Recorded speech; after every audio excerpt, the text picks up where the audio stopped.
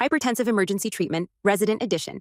Commonly, this is a patient who did not realize they had hypertension, a person with hypertension but who has been non-compliant, or a dialysis patient who tends to be sensitive for BP fluctuations.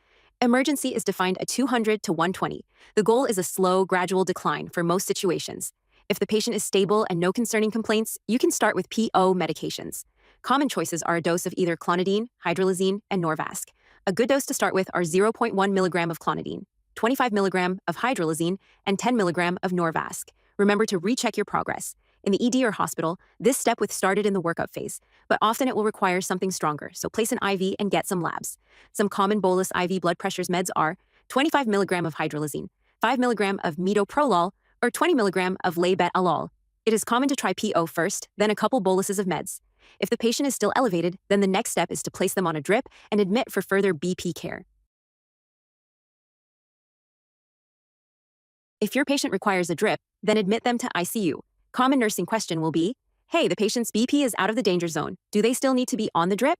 Answer is yes. If you take them off too early, they will likely have rebound elevation. So you will get a call at 1 a.m. that the patient is no longer teleappropriate, and now the one ICU bed is gone. Take my word for it. Anyway, back to infusion BP meds. The most common choice is cardine or nicardipine. For special situations, so as aortic dissection, the preferred choice is esmolol, but you can also use Vasotec. For CHF, nitroprusside can be considered if there are no contraindications. Reduction goal is over 24 hours if hypertensive urgency. Reduction goal is 25% within 2 hours, but keep the MAP above 100 in order to avoid hypoperfusion. Lastly, more med highlights.